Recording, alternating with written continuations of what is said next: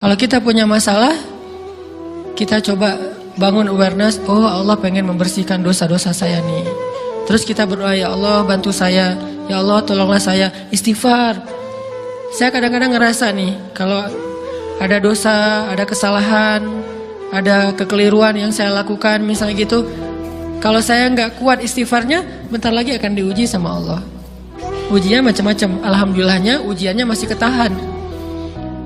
Pasti diuji sama Allah. Kalau istighfarnya nggak kuat, taubatnya tuh nggak kuat, langsung diuji sama Allah. Dan saya langsung sadar, oh benar, berarti yang tadi ini lagi dihapus sama Allah nih. Perkencang lagi, perkuat lagi istighfar. Kenapa? Karena kalau istighfar kita kuat, berarti kan dosa kita dihapus dengan istighfar ya. Otomatis ujian kita durasinya berkurang. Makin kuat istighfar, makin berkurang. Kalau istighfarnya udah mantap, udah selesai, Allah cabut tuh ujian kita, diganti dengan kebaikan. Jadi teman-teman, kita coba sadari, oh kalau Allah menguji saya, emang saya banyak dosa. Sebelum kita mencari kambing hitam, nyalah-nyalahin orang lain, sebelum kita marah kepada orang lain, kadang wajar kita marah kepada orang lain gara-gara ucapannya, komennya, teks dari dia, wajar. Tapi sebelum itu, marah dulu kepada diri kita atas dosa dan kesalahan kita yang baru saja kita lakukan, atau yang dulu kita lakuin dan belum benar-benar kita tinggalkan. Kalau kita ngerasa banyak dosa di masa lalu sebelum kita taubat, hijrah, berarti mungkin itulah alasan kenapa sekarang kita diuji setelah hijrah. Kenapa agak-agak harus jungkir balik setelah kita hijrah? Kenapa harus sedikit berdarah-darah setelah kita hijrah? Anggap aja itu untuk mengkifarat, membersihkan dosa-dosa kita yang telah lalu. Supaya apa? Supaya kalau kita pulang kepada Allah, kita pulang dalam keadaan bersih. Dan itu pasti akan menjadi orang yang paling beruntung.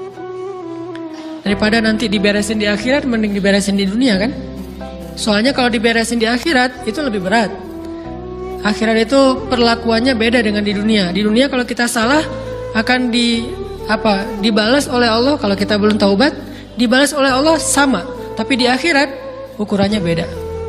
Sehingga heran ya, kalau ada orang yang merasa beruntung lolos dari hukuman dunia, dia pikir dia udah lolos dari hukuman Allah, mending dia beresin deh di dunia daripada nanti di akhir berlarut-larut. Itu bahaya banget. Kalau buat saya pribadi, dan saya yakin teman-teman juga kayak gitu, gak mau ada masalah di akhirat, mending masalah di dunia aja. Tapi masalah di dunia juga kita gak mau berlarut-larut, pengen cepat dimudahin sama Allah. Caranya istighfar. Tidaklah Allah memberikan kepada kita ujian kecuali salah satu alasannya pengen menghapuskan dosa. Idza kathurat dzunubul 'abdi wa lam yakun lahu min 'amalin liyukaffiraha fabtalahu Allahu bil hazan liyukaffiraha. Kalau seorang hamba banyak dosa dan dia nggak cukup amal untuk mengkifarat dosa-dosanya, Allah akan menguji dia dengan rasa sedih, dengan rasa kecewa, dengan rasa berat, sakit hati untuk mengkifarat dosa-dosanya. Itu yang kita bangun. Sehingga kalau ada masalah sama orang lain, kita memperbaiki diri dulu. Bukan sibuk dengan kesalahan dia terus-menerus yang gak mau kita maafin. Misalnya ada teman kita nih, jadi clash sama kita. Hal pertama yang kita bangun, astagfirullahaladzim, saya banyak dosa nih. Tapi kan yang salah dia, ya. Tapi mungkin dia nggak akan mengatakan kalimat itu, nggak akan bersikap kayak gitu kalau kita nggak punya dosa. Allah sengaja mengutus dia untuk menguji kita lewat kata-katanya, lewat perilakunya, karena kita punya dosa. Jadi penyebab pertama diuji itu bukan teman kita yang salah, itu penyebab kedua. Memang dia salah, dan itu harus kita akui, realistis lah. Dia salah, dia nggak pas, dia nggak bijak, dia apa? Oke. Tapi yang mentakdirkan dia salah kepada kita, Allah Subhanahu wa Ta'ala. Kenapa Allah takdirkan gitu? Karena kita masih punya banyak dosa. Allah kirim kita ujian, bisa manusia, bisa alam, bisa dalam diri kita sendiri. Itu semuanya adalah cara Allah untuk menguji kita dan membersihkan dosa-dosa kita. Ini yang kita bangun pertama. Yang kedua,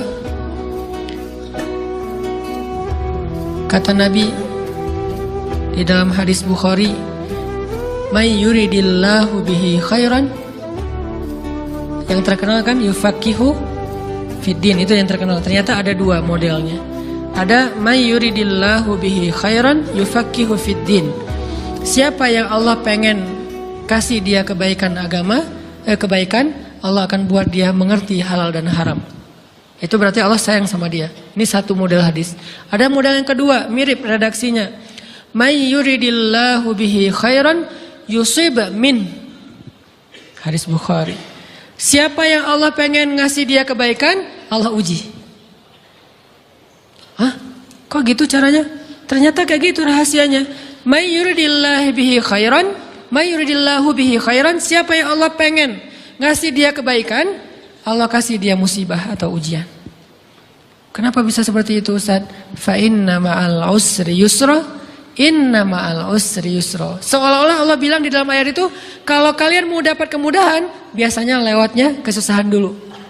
Kalau kalian pengen dapat keberuntungan, biasanya dapatnya kerugian dulu. Tapi keberuntungan dan kerugiannya pasti nggak sebanding. Keberuntungannya jauh lebih besar daripada kerugiannya. Kerugian itu kayak modal doang, DP. Jadi kalau kita mau dapat kejutan dari Allah, Allah kasih kita DP. DP-nya apa? Ujian. DP-nya musibah. DP-nya rasa nggak nyaman. Itu DP tuh. DP terhadap apa? DP dari Allah terhadap hadiah-hadiah besar yang Allah pengen ngasih ke kita setelahnya. Cuman banyak orang yang menolak DP ini. Sama kayak kita misalnya. Kalau kita mau ngasih dia hadiah, kita kasih dia kayak kejutan dulu. Dia lagi ulang tahun nih, disiram air dulu. Setelah itu dikasih hadiah-hadiah yang mahal. Rela nggak disiram air demi hadiah? Rela, udah siramin lagi aja. Kalau setelahnya ada hadiah. Yang kita nggak rela, kalau setelah disiram disuruh bersih-bersih sendiri dan nggak dikasih apa-apa, kan nggak rela tuh. Berarti ini bab iman. Yakin nggak kalau Allah tetap ngasih hadiah? Kan sabar dan iman itu ternyata tahu aman, kembar. Kalau kita yakin Allah ngasih hadiah setelah ngasih kita DP ujian, ya kita akan sabar. Gak apa-apa deh, bentar lagi mau dikasih hadiah, digini-giniin juga gak masalah. Dibully, diapain sama Allah, biarin aja. Ya Allah saya sabar, kan bentar lagi mau dikasih hadiah nih. Ini masalah yakin. Tapi kalau kita gak yakin, apa sih maunya Allah gitu kan? Begitu kalimat ini keluar, maka yang muncul setelahnya adalah mengeluh, berputus asa, dan gak akan sabar menghadapi ujian. Ujian, kata Nabi, may yuridillahu bihi khairan. Siapa yang Allah pengen kasih hadiah, siapa yang Allah pengen kasih kejutan, siapa yang Allah pengen kasih pertolongan, siapa yang Allah pengen kasih kebaikan, yusib min. Allah akan uji dia dulu. Ini sunnatullah. Sehingga kalau kita lagi diuji, yang kita lihat jangan ujiannya, apa setelah itu. Gimana ngelihatnya Ustaz, gak kelihatan? Dengan mata hati. Istafti qalbak, tanya kepada hatimu, kelihatan enggak? Dengan mata hati. Gimana ngelihat dengan mata hati? Dengan iman, saya percaya Allah pasti ngasih kebaikan setelah ini. Orang Allah sendiri yang ngomong, enggak ada satu huruf pun di Al-Quran yang salah. Apalagi satu ayat, apalagi dua ayat. Fa inna ma'al usri yusra. Ditegesin lagi, inna ma'al usri yusra. Tapi usr dulu, baru yusr. Dikasih kesusahan sedikit, dikasih kemudahan yang banyak. Dikasih kesusahan sedikit, dikasih kemudahan yang banyak. Ini yang kita coba bangun tajdidul iman, bangun memperbarui yakin. Sehingga ketika kita diuji, sedih, wajar. Mengaduh sedikit bukan mengeluh ya. Kalau mengeluh kan nyalahin Allah. Kalau ngaduh, yang namanya orang dicubit kan, itu ngaduh. Tapi kalau apa sih maunya Allah? Nah itu ngeluh. Antara mengadu dengan mengeluh berbeda. Mengadu itu manusiawi. Sedih, itu manusiawi. Air mata, bahkan bukan hanya manusiawi, itu rahmat dari Allah. Orang yang gak bisa menangis itu yang bahaya. Kalau kita masih bisa menangis, berarti kita masih peka hatinya. Bukankah anak kecil paling sering menangis? Berarti hatinya peka. Siapa lagi selain anak kecil yang paling sering menangis? Cewek. Cowok itu emang gak punya perasaan, makanya jarang nangis. Cewek dikit-dikit nangis. Jangan bilang, cemen banget sih nangis, cengeng apa. Enggak, karena dia perasaannya lebih peka dari kita. Itulah kenapa Allah menitipkan bayi kepada perempuan. Kalau dititipin ke laki-laki, hancur. Di balik kepekaan perempuan, di balik sensitifnya perempuan, di balik perasaannya yang luar biasa, di situ Allah Subhanahu wa taala menitipkan amanah, dia yang paling baik dalam merawat bayinya. Perempuan secara umum mungkin lebih banyak bicara daripada laki-laki ya. Walaupun ada orang yang perempuan pendiam banget, ada yang nggak ngomong sama sekali, misalnya diem-diem aja, ada. Tapi secara umum perempuan lebih banyak berucap daripada laki-laki. Emangnya ini kekurangan? Bukan. Ini kelebihan. kalau dia berikan itu dalam hal yang tepat. Apa yang tepat? Mendidik anak. Justru karena perempuan banyak ngomong, lebih baik dalam mendidik anak daripada laki-laki. Laki-laki itu kurang mendidik, kurang mengedukasi kepada anak dengan usia tertentu karena dia jarang memahamkan. Salah hanya marah, salah hanya ditegur. Kalau ibunya jelasin, nah gini sebelum tidur ibunya yang ceritain banyak cerita. Saya sendiri ngalamin. Sering mana seorang ayah sama ibu interaksi sama anak dalam bentuk verbal. Sering ibu. Jadi menangis itu rahmat dari Allah. Nggak apa-apa, nangis saja. Dan itu tidak disebut mengeluh. Kamu kok nangis? Kan orang Islam harus sabar. Emangnya nangis dengan sabar itu bertolak belakang? Sabar tetap sabar. Ya nangis jalan aja terus nangis. Nangis apa pakai nangisnya nggak cuma nangis doang, emotikonnya juga nangis, berderai-derai gitu. Sampai air matanya menggenang gitu kan ya. Boleh lah. Ditambah lagi dengan visual menangisnya posting bahwa dia lagi tertusuk duri dengan postingan kaktus atau apalah. Dia pengen share ke semua orang bahwa saya sedang sedih. Sehingga nanti ketika ada orang yang menghibur dia dengan sedikit kata-kata yang sabar ya segala macam, wah makin berderai-derai. Itu belum jadi. Kecuali dia keluarkan kata-kata mengeluh, baru dia disebut orang yang banyak mengeluh, berputus asa. Kalau mengaduh wajar. Walaupun ada nabi udah diuji berat nggak mau mengaduh, apalagi ngeluh. Zakaria digergaji mengadu aja nggak. Kenapa? Karena kata malaikat kalau kamu mengaduh sedikit aja, maka Allah Subhanahu Wa Taala akan menghancurkan kaum ini. Dia kasihan kepada kaumnya, nggak mau mengaduh. Satu-satunya orang yang kita tidak boleh mengaduh hanya orang tua. Atau itu mengeluh kalau untuk orang tua. Kalau yang lain nggak disebut mengeluh. Kalau ke teman, malas nggak apa-apa. Jangan sering-sering tapi. Apaan sih? Ke teman boleh. Tapi ke orang tua, saja itu bukan lagi mengadu, itu sudah mengeluh. Khusus untuk orang tua. Kalau di antara manusia. Kalau kepada Allah dan Rasul, pastinya lebih dari itu.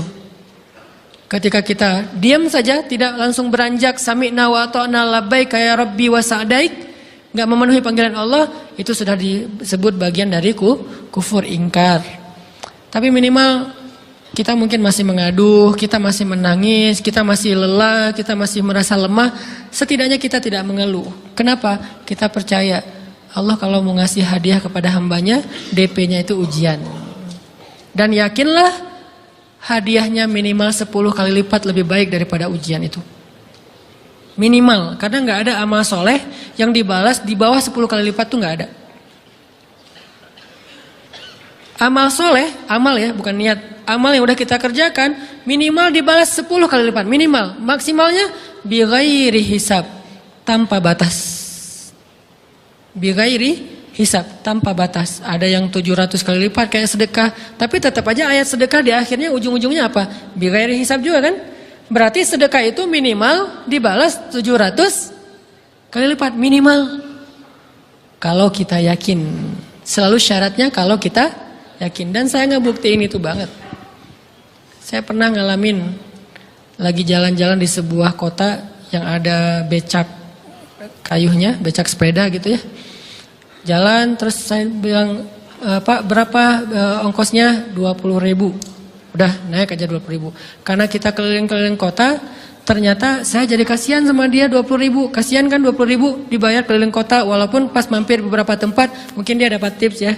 Tapi saya nggak tega gitu, dia cerita tentang anaknya lagi sekolah, apa segala macam, makin bikin baper kan. Pas selesai, saya kasih dia 100.000. Dari 20.000 dikasih 100.000 karena kasihan.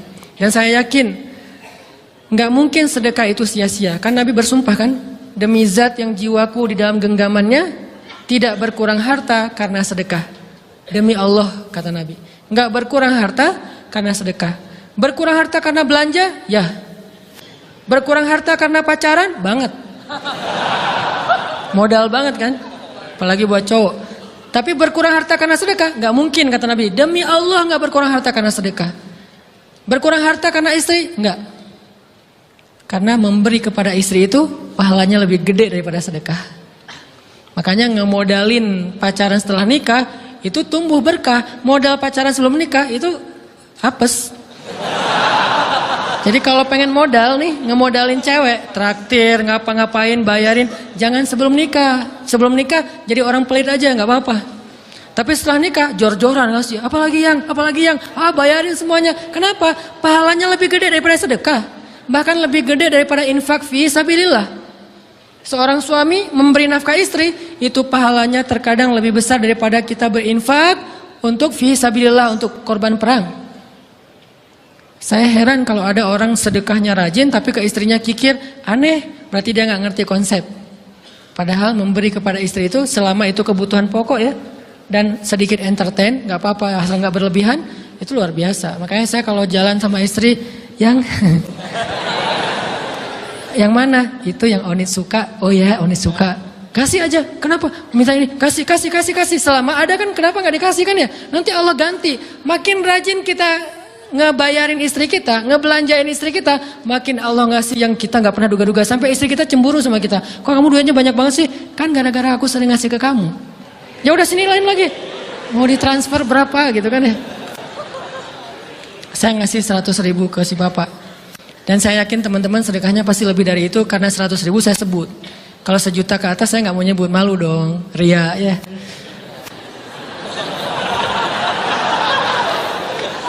Sebenarnya nggak pernah sih. 100.000 deh, karena kan kecil, saya kasih 100.000. Ternyata begitu saya kasih 100.000, dia doa. Nah ini nih pentingnya sedekah ke orang yang membutuhkan tapi nggak minta-minta, dia tulus. Dia langsung doa, ya Allah Pak, mudah-mudahan rezekinya lancar, berkah, bertambah dan segala macam, bahagia keluarganya. Doa-doa ini semuanya dikabulkan dalam hitungan hari. Pertama, bertambah bahagia rumah tangganya, dapat kecupan dari istri. Dia nganggap suami saya cowok banget sih, mulai 1 nih. 2, demi Allah, selang 15 jam kalau nggak salah, karena waktu itu malam, besok paginya ada orang yang ngejar-ngejar saya pengen ngasih hadiah. Ustadz, saya pengen ketemu Ustadz. Maaf, saya nggak bisa ketemu sekarang, lagi rush, lagi tight schedule, gitu-gitulah, sok-sok gaya nggak jelas gitu ya. Terus Ustadz, saya pengen banget ketemu. Dia nggak ngomong pengen ketemu apa. Kalau dia bilang mau ngasih duit kan langsung saya prioritaskan kan ya. Berhubung dia nggak ngomong, ya udahlah, saya sosok jual mahal gitu. Tapi yang namanya rezeki kan gimana kita tolak, dia datang kan. Saya nolak. Pokoknya sebentar aja 5 menit nggak akan ganggu waktu Ustadz. Ya udah besok pagi ya pas breakfast gitu, pakai gaya-gaya dikit breakfast. Pas breakfast, oh ya siap Ustadz. Jam berapa? Jam 8. Udah janjian jam 8. Mungkin orangnya nih dengar live streaming, Pak jazakumullah khair jaza. Makasih banyak, mudah-mudahan Allah tambahkan rezekinya. Terus beliau besok mau flight ke luar kota jam 8. Akhirnya ngubungin lagi malamnya, Pak Ustadz maaf gak bisa ketemu besok karena saya jam 8 itu jadwal terbang. Oh ya udah nggak apa-apa, senang dong saya nggak jadi ketemu kan. Tahu gitu kan nyesel saya tuh, senang. Besok pagi jam 6, Pak Ustadz alhamdulillah ternyata penerbangan saya di delay ke jam 11. Allah delay penerbangannya demi ngasih rezeki buat saya. Kan luar biasa kan? Ini hikmah kepedean saya, kegeeran kepada Allah gitu. Di delay demi saya. Kan kadang-kadang GR ya di depan Allah ya. Robbi akroman kan gitu ayatnya. Allah memuliakan saya dengan istighfar tetap. Akhirnya saya bisa ketemu Ustaz. Saya nggak baca WA-nya, terlambat baca, baru baca jam 8. Dia udah mulai agak putus asa, kayaknya udah gak mungkin ketemu nih. Jam 8 pas saya baca, ternyata orangnya nggak di delay. Ya udah saya balas, ya udah sekarang saya tunggu ya jam 9, maaf cuma sebentar. Nggak apa-apa Ustaz, 5 menit. Datang dia. Datang ngasih apa coba? Ngasih duit 200 juta. Demi Allah,